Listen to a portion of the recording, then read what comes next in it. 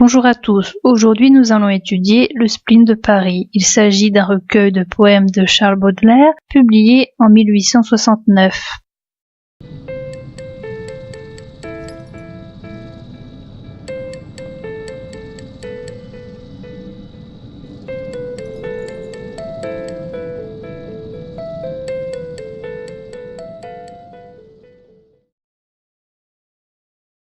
Dans ce recueil de poèmes, nous avons trois types de témoignages. Il y a tout d'abord le poète qui parle de ses amis, hommes ou femmes. Deuxièmement, le poème parle des gens qu'il a croisés dans la rue, qu'il a épiés ou qu'il a suivis. Troisièmement, le poète rapporte des histoires racontées par ses amis. Baudelaire parle des gens défavorisés, des gens qui, pour une raison ou pour une autre, sont en marge de la société.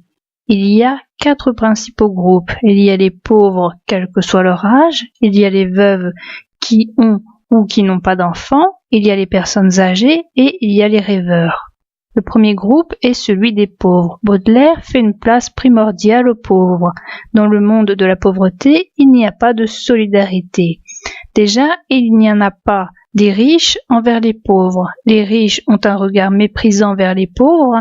Les riches se moquent des pauvres, c'est montré par exemple quand son ami semble donner beaucoup d'argent à un pauvre, sauf qu'il a conscience qu'il s'agit d'une fausse pièce. Les riches battent les pauvres, c'est montré quand le poète se bagarre avec un pauvre à cause d'un coup de folie. Il n'y a pas non plus de solidarité entre les pauvres. Dans un poème, il y a 2 enfants qui se battent pour un morceau de pain donné par le poète. Dans un autre poème, une mère vient demander la corde de son enfant pendu, car elle porte bonheur et car peut-être qu'elle a l'intention de la vendre. Le deuxième groupe est constitué par les veuves. Baudelaire fait une place aux veuves, dont on se demande qui sont les plus malheureuses. Est-ce que c'est celles qui ont un enfant qui ne les comprend pas, ou bien est-ce que c'est celles qui n'ont pas d'enfant et qui vivent dans la solitude ? Le troisième groupe est représenté par la vieillesse. Les personnes âgées sont très représentées dans ce recueil. Ce sont des individus dont personne ne veut, ni les jeunes, ni les hommes, ni le reste de la population, car ils font peur. Baudelaire, au contraire, en fait l'éloge. Le quatrième groupe est constitué des rêveurs. Certaines personnes sont rejetées de la société car ils sont des rêveurs. On leur fait remarquer leur manque d'adhésion au réel, souvent de manière brutale. Par exemple, une femme tape son mari pour lui rappeler qu'il faut qu'il mange sa soupe au lieu de regarder les nuages. Dans cette œuvre, la quasi-totalité des individus sont mauvais dans le sens où il n'y a pas de solidarité entre eux. Le restant de la population ne peut pas survivre dans un tel monde où ne règne que l'égoïsme. Ces personnes sont alors obligées de s'en aller de ce monde autrement, par exemple par le rêve, par le sommeil ou par l'alcool. Les rêves sont une sorte d'opium qui permettent de supporter sa vie. Il faut s'enfuir de ce monde comme on le peut. Les individus font des rêves. Cela est le cas de toutes les personnes et cela est le cas pour toutes les périodes de la vie, de la naissance à la mort. La distance entre les rêves et la réalité diffère selon les personnes. Les ambitieux auront des rêves plus éloignés que les gens normaux. Seuls les rêves peuvent amener de la consolation, que ce soit des rêves diurnes ou nocturnes. Dès le réveil, on s'aperçoit de la douleur de vivre. Les projets font rêver. Même si nous ne donnons pas forme au projet, rien que le fait d'y penser, de se projeter dedans, peut permettre de se sentir heureux.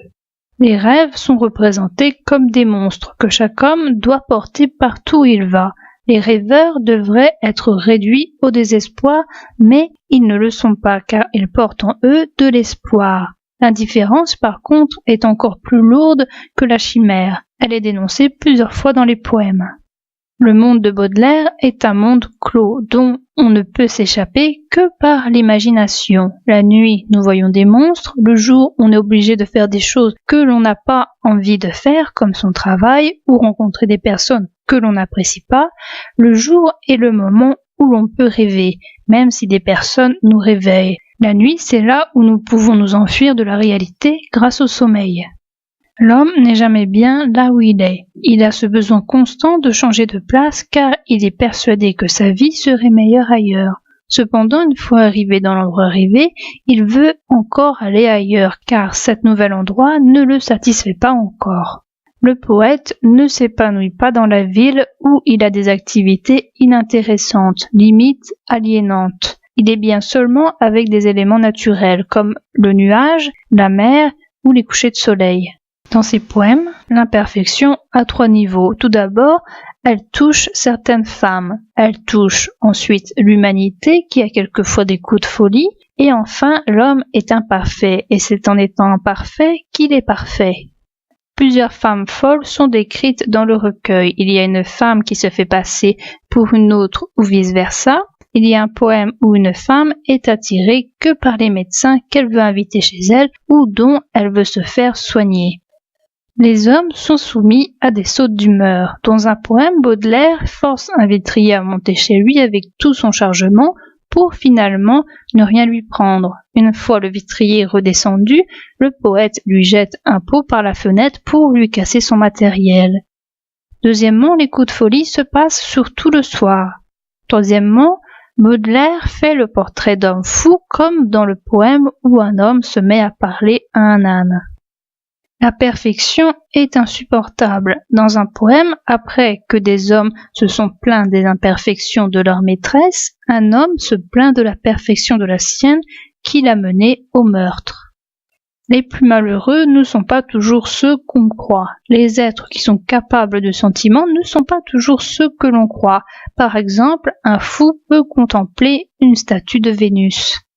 Ce ne sont pas les plus malheureux qui se plaignent le plus. Par exemple, dans un poème, une maîtresse d'un homme riche soupire tout le temps d'insatisfaction et d'ennui, alors que, non loin d'elle, il y a une autre femme traitée comme un animal par son mari, qui n'est pas vraiment malheureuse, car elle se croit à sa place. La richesse n'apporte pas le bonheur. Par exemple, un enfant riche est plus intéressé par le jouet du pauvre, qui est un rat en conserve, plutôt que par ses jouets sophistiqués. Il existe un certain décalage entre les personnes. La plupart des personnes n'aiment pas ce qui est beau, ce qui est délicat, mais au contraire tout ce qui est frustre. Ces personnes n'aiment pas beaucoup les éléments naturels. Par exemple, beaucoup sont réjouis de quitter la mer pour la terre ferme, sauf Baudelaire. Dans le deuxième exemple, les gens ne comprennent pas que d'autres puissent aimer les nuages. Baudelaire aborde également d'autres thèmes. Il aborde la mort dans son désir ou dans ses représentations, comme par exemple avec les cercueils. Il aborde la vie que le poète déteste, car pour lui vivre est un enfer. Il y a également le thème de la solitude qui n'est pas vu que comme un élément négatif, mais aussi comme quelque chose de voulu par certaines personnes. Il y a aussi des êtres surnaturels, comme des succubes, des monstres ou encore des fées.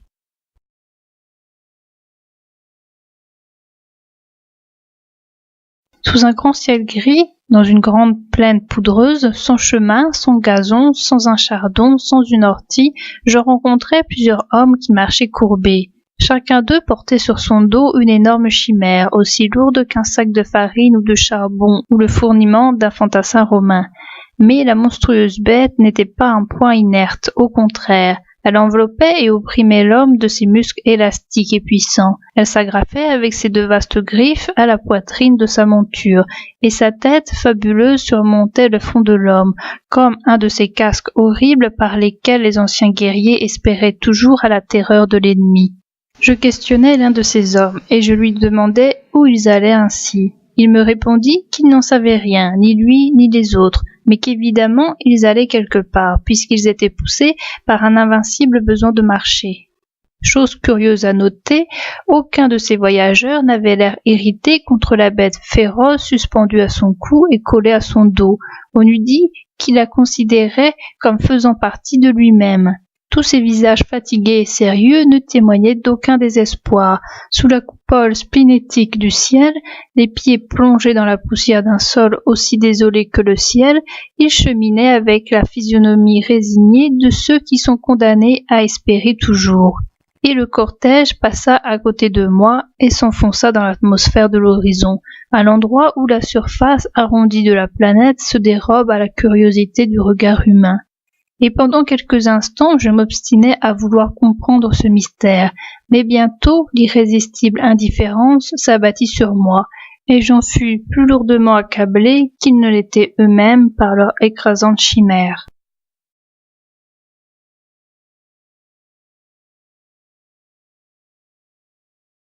Il est un pays superbe, un pays de cocagne, dit-on, que je rêve de visiter avec une vieille amie.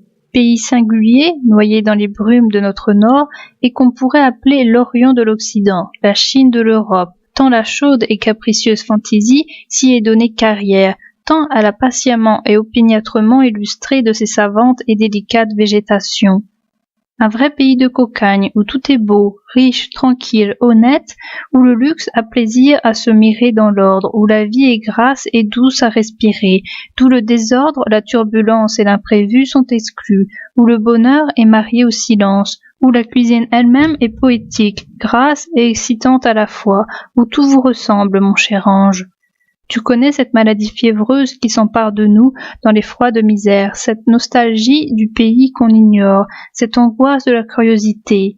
Il est une contrée qui te ressemble, où tout est beau, riche, tranquille et honnête, où la fantaisie a bâti et décoré une Chine occidentale, où la vie est douce à respirer, où le bonheur est marié au silence. C'est là qu'il faut aller vivre, c'est là qu'il faut aller mourir. Oui, c'est là qu'il faut aller respirer, rêver et allonger les heures par l'infini des sensations. Un musicien a écrit l'invitation à la valse. Quel est celui qui composera l'invitation au voyage qu'on puisse offrir à la femme aimée, à la sœur d'élection? Oui, c'est dans cette atmosphère qu'il ferait bon vivre, là-bas, où les heures plus lentes contiennent plus de pensées, où les horloges sonnent le bonheur avec une plus profonde et une plus significative solennité. Sur des panneaux luisants ou sur des cuirs dorés et d'une richesse sombre, vivent discrètement des peintures béates, calmes et profondes, comme les âmes des artistes qui les créèrent. Les soleils couchants qui colorent si richement la salle à manger ou le salon sont tamisés par de belles étoffes ou par ces hautes fenêtres ouvragées que le plomb divise en nombreux compartiments. Les meubles sont vastes, curieux, bizarres, armés de serrures et de secrets comme des âmes raffinées. Les miroirs, les métaux, les étoffes, l'orfèvrerie et la faïence y jouent pour les yeux une symphonie muette et mystérieuse, et de toutes choses, de tous les coins, des fissures des tiroirs et des plis des étoffes, s'échappe un parfum singulier, un revenez-y de Sumatra qui est comme l'âme de l'appartement. Un vrai pays de cocagne, te dis-je, où tout est riche, propre et luisant, comme une belle conscience, comme une magnifique batterie de cuisine, comme une splendide orfèvrerie, comme une bijouterie bariolée. Les trésors du monde y affluent, comme dans la maison d'un homme laborieux et qui a bien mérité du monde entier. Pays singulier, supérieur aux autres, comme l'art l'est à la nature, où celle-ci est réformée par le rêve, où elle est corrigée, embellie, refondue. Qu'ils cherchent encore, qu'ils reculent sans cesse les limites de leur bonheur, ces alchimistes de l'horticulture, qu'ils proposent des prix de 60 et de 100 000 florins pour qui résoudra leurs ambitieux problèmes. Moi j'ai trouvé ma tulipe noire et mon dahlia bleu. Fleur incomparable, tulipe retrouvée, allégorique dahlia, c'est là, n'est-ce pas, dans ce beau pays si calme et si rêveur, qu'il faudrait aller vivre et fleurir. Ne serais-tu pas encadré dans ton analogie et ne pourrais-tu pas te mirer pour parler comme les mystiques dans ta propre correspondance? Des rêves, toujours des rêves, et plus l'âme est ambitieuse et délicate, plus les rêves l'éloignent du possible. Chaque homme porte en lui sa dose d'opium naturel, incessamment sécrétée et renouvelée, et, de la naissance à la mort, combien comptons-nous d'heures remplies par la jouissance positive, par l'action réussie et décidée? Vivrons-nous jamais, passerons-nous jamais dans ce tableau qu'a peint mon esprit, ce tableau qui te ressemble?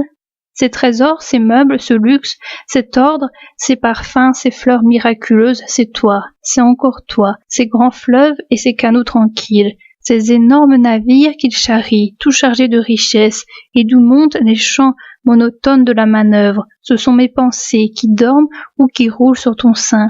Tu les conduis doucement vers la mer qui est l'infini, tout en réfléchissant les profondeurs du ciel dans la limpidité de ta belle âme. Et quand, fatigué par la houle égorgée de produits de l'Orient, il rentre au port natal, ce sont encore mes pensées enrichies qui reviennent de l'infini vers toi.